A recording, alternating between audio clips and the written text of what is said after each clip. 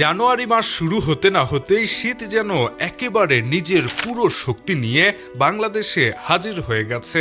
আবহাওয়া অধিদপ্তরের দীর্ঘমেয়াদী পূর্বাভাস বলছে চলতি মাসে দেশ জুড়ে অন্তত 4 থেকে 5টি শৈত্যপ্রবাহ বয়ে যেতে পারে। এর মানে শীতের সবচেয়ে কঠিন সময়টা এখন সামনেই আসতে যাচ্ছে এবং সাধারণ মানুষের জন্য তীব্র শীতের এই দিনগুলো হতে পারে ভয়াবহ রকমের কষ্টকর।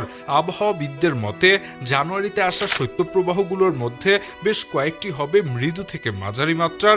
এসব ক্ষেত্রে তাপমাত্রা 6 থেকে 10 ডিগ্রি সেলসিয়াসের মধ্যে ঘোরাফেরা করতে পারে। তবে উদ্বেগের বিষয় হলো 1 বা 2টি শৈত্যপ্রবাহ মাঝারি থেকে তীব্র আকার ধারণ করতে পারে, যেখানে দেশের কিছু অঞ্চলে তাপমাত্রা নেমে আসতে পারে 4 থেকে 6 ডিগ্রি সেলসিয়াসে।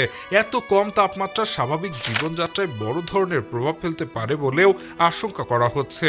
শুধু শৈত্যপ্রবাহই নয়, এর সঙ্গে যুক্ত হবে ঘন কুয়াশা, যা কোথাও কোথাও সকাল পেরিয়ে দুপুর পর্যন্ত টিকে থাকতে পারে। কুয়াশার কারণে দিনের বেলায় রোদ কম পাওয়া গেলে শীতের অনুভূতি আরও তীব্র হয়ে উঠতে পারে।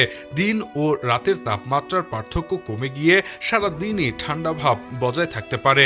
সবচেয়ে চমকপ্রদ তথ্যটি হলো এত শীতের মধ্যেই দেশে স্বাভাবিক মাত্রার বৃষ্টিপাতের সম্ভাবনার কথাও জানিয়েছে আবহাওয়া অধিদপ্তর। অর্থাৎ কুয়াশা, ঠান্ডা বাতাস আর হালকা বৃষ্টির মিলিত প্রভাবে এবারের জানুয়ারি হতে যাচ্ছে বেশ কঠিন এবং স্মরণীয় এক শীতের মাস। এমন পরিস্থিতিতে বিশেষ করে শিশু, বয়স্ক ও অসুস্থদের বাড়তি সতর্কতা নেওয়ার পরামর্শ দিচ্ছেন বিশেষজ্ঞরা। শীতের এই টানা আক্রমণে জনজীবন ঠিক কতটা প্রভাবিত হবে সেটাই এখন দেখার বিষয়। Shahriar Alam, EBD news.